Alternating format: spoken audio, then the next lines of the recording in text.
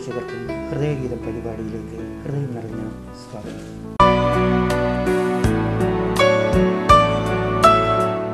കലാദേവതയാണ് സരസ്വതി. സരസ്വതി ദേവി മടിയിൽ വീണയുമായി താമരപ്പൂവിലിരിക്കുന്നു. ആ താമരപ്പൂ ജലത്തിന് മീതെയാണ്. എന്നിട്ടും അത് മുങ്ങിപ്പോകുന്നില്ല. കാരണം ലാളിത്യത്തിൻ്റെ ഭാരമില്ലായ്മയാണ് അത് സൂചിപ്പിക്കുന്നത്. ഈ ചിത്രം ഓരോ കലാകാരനും കലാകാരിയും മനസ്സിൽ ചില്ലിട്ട് സൂക്ഷിക്കേണ്ടിയിരിക്കുന്നു. എങ്കിലേ ആ വരദാനം ലഭിക്കുകയുള്ളൂ. അങ്ങനെ വരദാനം ലഭിച്ച ഒരു യുവ ഗായികയാണ് ഇന്ന് ഹൃദയഗീതം പരിപാടിയിൽ നമ്മുടെ അതിഥിയായി എത്തിയിരിക്കുന്നത്. ശ്രീനന്ദനയുടെ വിശേഷങ്ങളും അവരുടെ പാട്ടുമായിട്ട് നമുക്ക് ഹൃദയഗീതം മുന്നോട്ട് കൊണ്ടുപോകാം.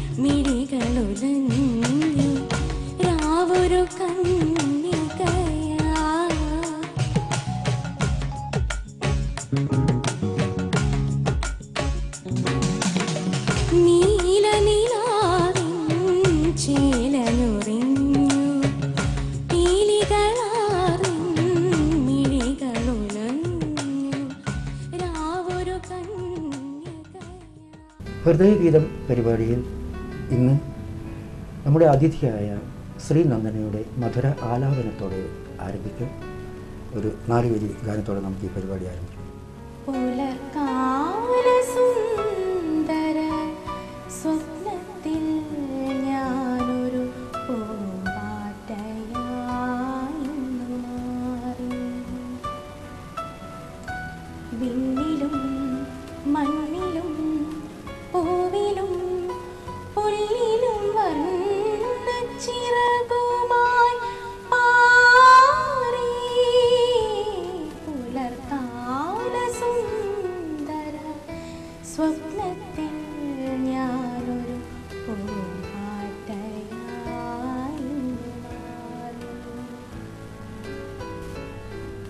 മനോഹരമായി പാടി. ഇപ്പോൾ ശ്രീനന്ദന എന്ന ഗായിക ഇന്ന് കേരളത്തിലെ മലയാളികൾക്കെല്ലാം സുപരിചിതയാണ്.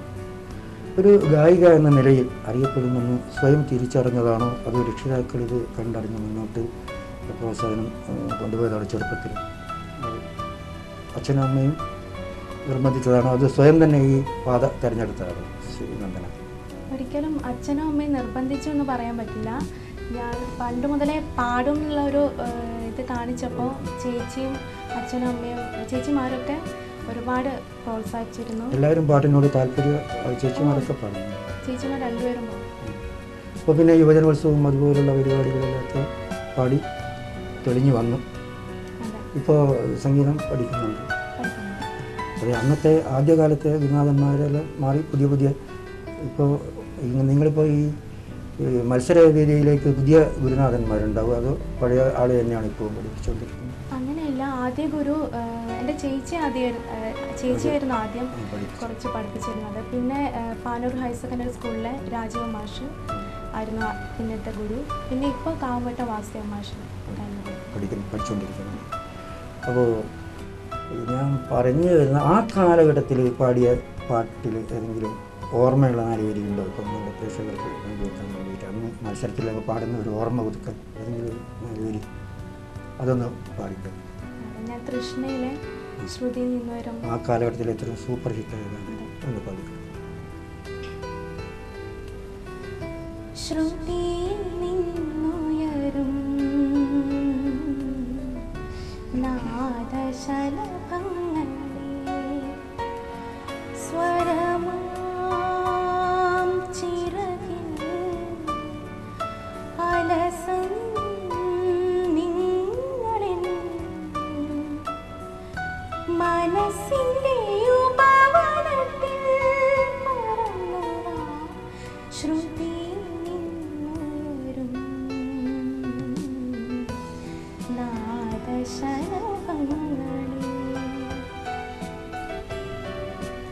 കാലഘട്ടത്തിലും വളരെ സൂപ്പർ ഹിറ്റായ ഇസ്ലാമിക പാട്ടുകളാണ്. പിന്നെ ഞാൻ ഈ ഹൃദയഗീതം പരിപാടിയിൽ വരുന്ന കുട്ടികളോടൊക്കെ ചോദിക്കുന്ന ഒരു ചോദ്യം പഴയ കാലഘട്ടത്തിലെ നാടകത്തെക്കുറിച്ച്, ലളിതഗാനത്തെക്കുറിച്ച്, പഴയകാല സിനിമാ ഗാനങ്ങളെക്കുറിച്ചൊക്കെ ചോദിക്കും. അത് ചോദിക്കാൻ കാരണം എൻ്റെ ഒരു തലമുറ ആസ്വദിച്ച ആ ഒരു കാര്യങ്ങളൊക്കെ നിങ്ങളും പിന്തുടരുന്നുണ്ടോ എന്നറിയാൻ വേണ്ടിയിട്ടാണ്. ഇപ്പോൾ നാടകം എന്ന് പറയുന്നതൊന്നും നിങ്ങളുടെ തലമുറയൊന്നും അത്ര കൂടുതൽ ആസ്വദിക്കുന്നില്ല, അതിനെപ്പറ്റി അന്വേഷിക്കാറില്ല. എന്നാലും ആ പാട്ടുകൾ മനസ്സിലുണ്ടായിരുന്നു. ഏതെങ്കിലും ഒരു 4 വരി ഗാനം ശ്രീനന്ദനയുടെ മനസ്സിൽ ഓർമ്മയിലുണ്ടെങ്കിൽ പാടാൻ പറ്റുമോ നാടകഗാനം? തീർച്ചയായും. ഞാൻ നാടകഗാനം റിയാലിറ്റി ഷോയിലൊക്കെ ഇപ്പോൾ പാടാൻ കേൾക്കാറുണ്ട്. അതുകൊണ്ട് 4 വരി. ഓക്കെ. തലയ്ക്കുമീതെ ശൂന്യാകാശം,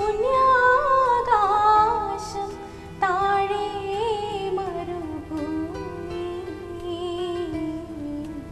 തപസ്സു ചെയ്യും വേഴാമ്പൽ ഞാൻ, ദാഹജലം തരുമോ, ദാഹജലം തരുമോ. തലയ്ക്കുമീതെ ശൂന്യാകാശം,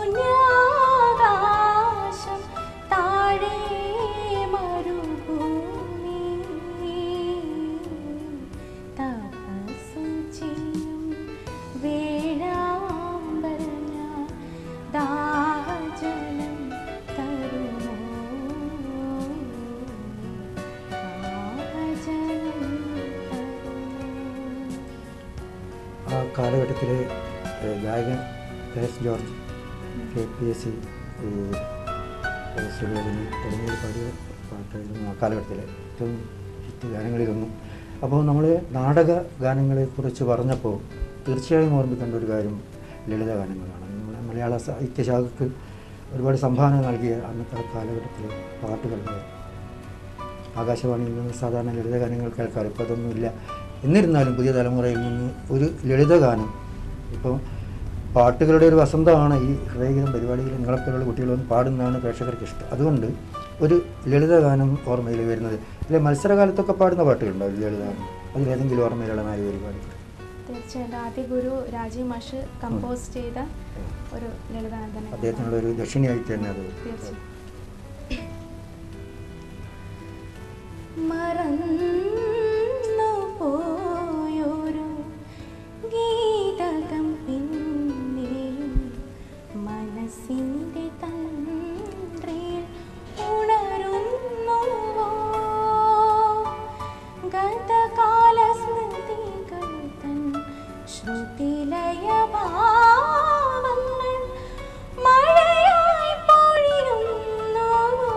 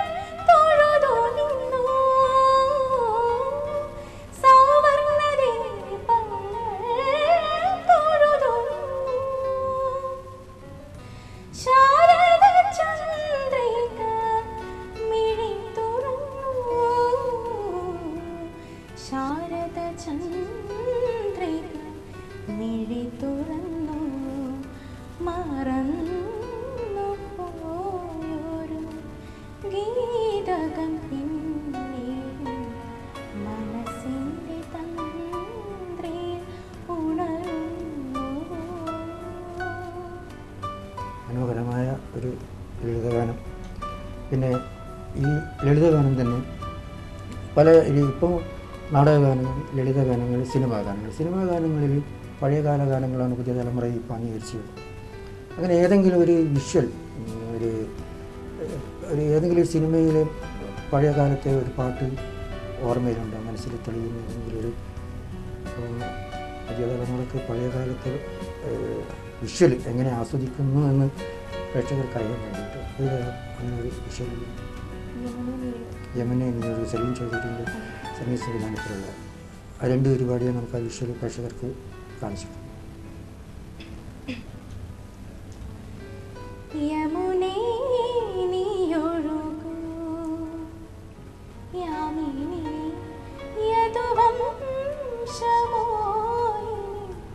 ഇനി നമുക്ക് ലളിതഗാനങ്ങളുടെ വിഷ്വൽ ഇപ്പം വളരെ കുറവാണ്, ഇങ്ങനെ സീരിയസ് ആയിട്ടുള്ളത്. അധികം ഈ ലവ് അതല്ലെങ്കിൽ റൊമാൻറ്റിക് സീനുകളാണ് കൂടുതലുള്ളത്. ഏതെങ്കിലും മനസ്സിനെ സ്വാധീനിച്ച ഏതെങ്കിലും ലളിതഗാനത്തിൻ്റെ വിഷ്വൽ ഉണ്ടെങ്കിൽ, ഓർമ്മയിൽ വരുന്നുണ്ടെങ്കിൽ 2 പേര്. എനിക്ക് മാഷ്ടെ അമ്മക്കിളി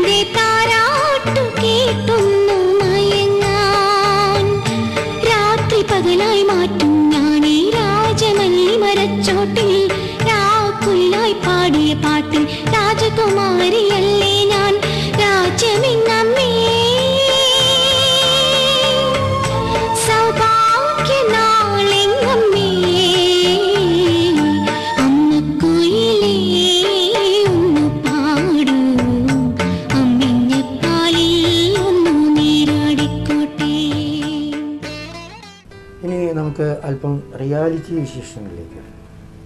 അപ്പോൾ ഈ പരിപാടിയിൽ പങ്കെടുക്കാൻ ആഗ്രഹിക്കുന്ന കുട്ടികളുണ്ടാകും. എങ്ങനെയാണ് ഈ ശ്രീനന്ദിനിയൊക്കെ ഈ രംഗത്ത് അവിടെ എത്തിപ്പെട്ടത്, അതിനെ പ്രാഥമികമായിട്ട് എന്തൊക്കെ ഇതാണ് ചെയ്യേണ്ടത് എന്നൊക്കെ അറിയാൻ ആഗ്രഹിക്കുന്ന ഒരുപാട് കുട്ടികളുണ്ട്. അങ്ങനെയാകുമ്പോൾ എന്താണ് ഇതിൻ്റെ ആദ്യത്തെ ഈ എൻട്രി, ഇതിന് അങ്ങോട്ട് പ്രവേശിക്കാൻ വേണ്ട ആദ്യ എന്തൊക്കെയാണ് ചെയ്യേണ്ടത്? ശരിക്കും നിങ്ങൾ പാടിയിട്ട് അത് ലൈവായിട്ട് പാടിക്കൊടുക്കുന്നോ അല്ലെങ്കിൽ CD-യിൽ വോയിസ് കേൾപ്പിക്കുന്നോ, എങ്ങനെയാണ് ഇതിൻ്റെ ഫോർമാലിറ്റീസ്? ഞാൻ ഇന്ത്യൻ വോയ്സ് സീസൺ 2 അപ്ലൈ ചെയ്തിരുന്നത്. അതിൽ ആദ്യം CD-യിൽ ഒരു മെലഡി സെമി ക്ലാസിക്കൽ ഫാസ്റ്റ് പാടിയിട്ട് അയച്ചു കൊടുക്കാൻ പറഞ്ഞു. പിന്നെ കോഴിക്കോട് മഹാറാണി ഹോട്ടലിൽ വെച്ചിട്ട് ഒരു ലൈവ് ഓഡീഷൻ ഉണ്ടായിരുന്നു. അവിടുന്ന് പിന്നീട് ഒരു സെലക്ഷൻ എറണാകുളത്ത് വെച്ച ഒരു 180ഓളം കുട്ടികളെ വെച്ചിട്ട് അതിൽ നിന്ന് ഫൈനൽ ഓഡീഷൻ കഴിഞ്ഞു സെലക്ട് ആയി. ഒരുപാട് ദിവസത്തെ മെനക്കുകളൊക്കെ വരുന്നില്ല, അവിടെ പോയി താമസിക്കാനൊക്കെ വരുന്നില്ല. ഫൈനൽ ഓഡീഷൻ്റെ സമയത്ത് 3 ദിവസം അവിടെ ഗ്രൂമിങ്ങും കാര്യങ്ങളൊക്കെ തന്നിട്ട് നല്ലൊരു ട്രെയിനിങ് തന്നിട്ടായിരുന്നു നല്ലൊരു എക്സ്പീരിയൻസ് ആയിരുന്നു. പിന്നെ ഇതിന് ഇതര ഭാഗങ്ങൾ, ഇത് പാട്ടിൻ്റെ ധ്യാനം അതുപോലെ യോഗ എന്നൊക്കെ പറയുന്നത് അങ്ങനെയൊക്കെയുള്ള പരിപാടികളുണ്ടാവുക. അതിൽ അങ്ങനെ പറയുന്നത് കേട്ടിട്ടുണ്ട്. ഇത് ഈ പാട്ട് മാത്രമല്ല, ഈ കുട്ടികൾക്കുള്ള ട്രെയിനിങ് അങ്ങനെയൊക്കെ ഉണ്ടെന്ന് പറയുന്നത് ഇതൊക്കെ വാസ്തവമാണ്. ഞങ്ങൾക്കിത് പറയുന്നില്ല, ഞങ്ങൾ പാടുന്നത് കേൾക്കുന്നത്. അങ്ങനെയുള്ള പരിപാടികളൊക്കെ ഉണ്ട്. ഒരാഴ്ചത്തോളം സ്റ്റേ ആയിരിക്കും. അപ്പോൾ അവിടെ ഒരാഴ്ച 3 ദിവസമായിരിക്കും ഷൂട്ടിംഗ് ഉണ്ടാവും. അതിൻ്റെ മുന്നേ നമുക്ക് യോഗ പിന്നെ വോയിസ് ട്രെയിനിങ് ക്ലാസ്സസ് ഒക്കെ ഉണ്ടാവും. നിങ്ങൾക്ക് ഇഷ്ടപ്പെട്ട ഗാനങ്ങൾ പാടാൻ പറ്റുമോ? ഇനി അല്ല അവർ സെഷൻ ചെയ്യുന്നത് പാടണോ? അങ്ങനെ നിർബന്ധം. ഇപ്പം കോമഡി, മെലഡി, അടിപൊളി എന്ന് പറഞ്ഞ പാട്ടുകളില്ലേ, അത് നിങ്ങൾക്ക് സെലക്ട് ചെയ്യാൻ പറ്റുമോ അതോ അവർ തരുന്നത് പാടണോ? അത് അവർ റൗണ്ട് തരും, അതിനനുസരിച്ച് നമുക്ക് ഇഷ്ടമുള്ള ഏത് പാട്ട് വേണമെങ്കിലും പാടാം. ഇഷ്ടമുള്ളത് പാടാൻ പറ്റും. പിന്നെ ലാംഗ്വേജ് ഇപ്പം മലയാളത്തിൽ മാത്രമേ അധികം, ഇന്ത്യൻ വോയിസിൽ അങ്ങനെയായിരുന്നു, മലയാളം സോങ്സ് മാത്രമേ സെലക്ട് ചെയ്യാൻ പാടുള്ളൂ. അതിൽ പാടിയ ഏറ്റവും കയ്യടി കിട്ടിയ അല്ലെങ്കിൽ ശ്രീനന്ദിനിക്ക് തന്നെ ഒരു ആത്മവിശ്വാസം തോന്നിയ ഒരു പാട്ട് ഏതാണ്? ഒരു 4 വരി പ്രേക്ഷകർക്ക് പാടിക്കൊടുക്കുന്നത്. എനിക്ക് രാജാ സാറിൻ്റെ വാൻമേഘം എന്നുള്ള പാട്ട് പാടിയപ്പോൾ നല്ലൊരു അപ്രിസിയേഷൻ കിട്ടിയിരുന്നു. തീർച്ചയായിട്ടും അത് നമുക്ക് പ്രേക്ഷകർക്ക്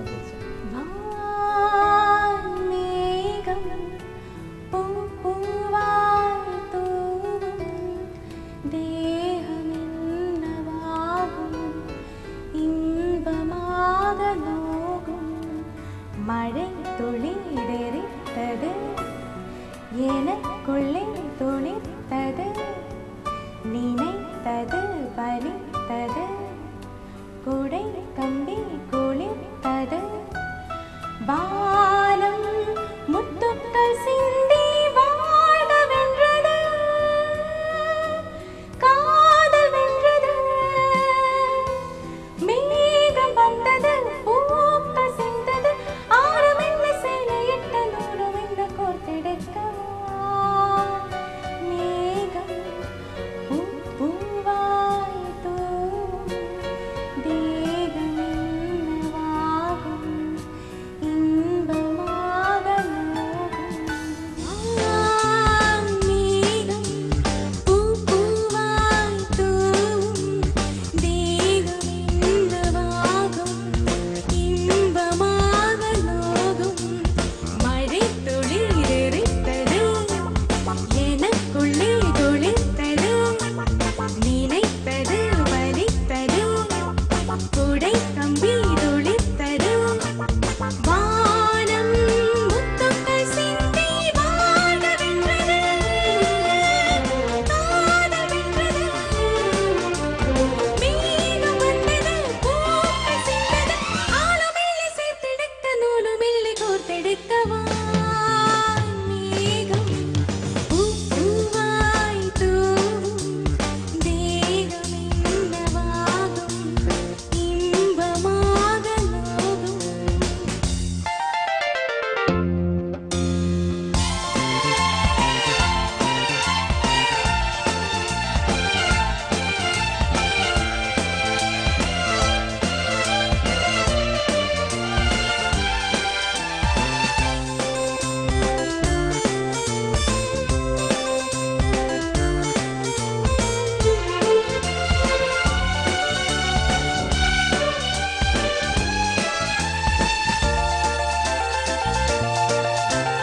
வானிலே வானிலே நீரின் தோரணங்களோ என் மனம் பொங்குதே என்ன காரணங்களோ அவன் விழி அசைந்ததில் இவள் மனம் அசைந்ததோ தலைக்கரம் பிடிக்கையில் மலர் கொடி சிலிர்த்ததோ சாலை எங்கும் இங்கே சங்கீத மேடையானதோ பாடல் பாடுதோ தூரம் பொழுதோ தோகையானதோ പ്ലാൻ ഉള്ള പ്ലാൻസ് ഒരുപാടുണ്ട്. ശരിക്കും നല്ല ഓളമുള്ള പാട്ടാണ്.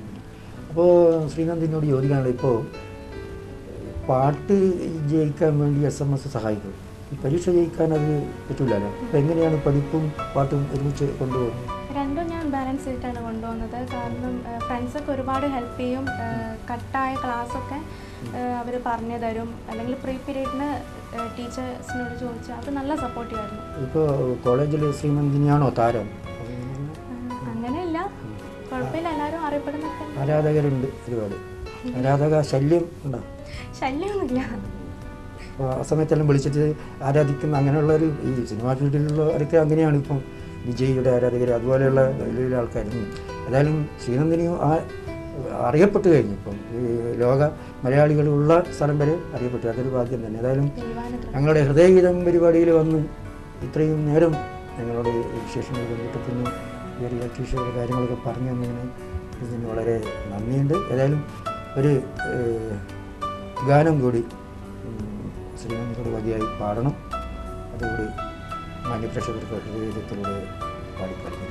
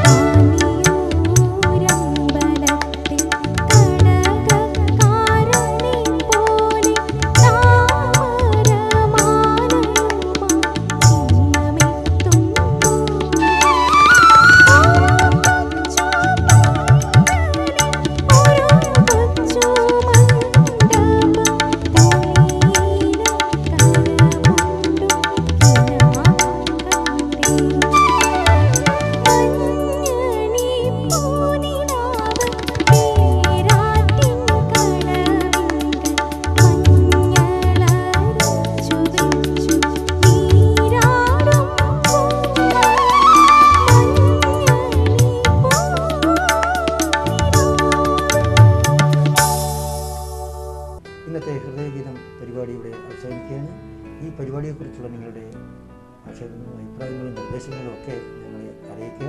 അടുത്ത ആഴ്ച വീണ്ടും ഒരു പ്രതിഭയുമായിട്ട് നമുക്ക് വീണ്ടും കണ്ടുമുട്ടാം. എല്ലാ മാന്യ പ്രേക്ഷകർക്കും നന്ദി, നമസ്കാരം.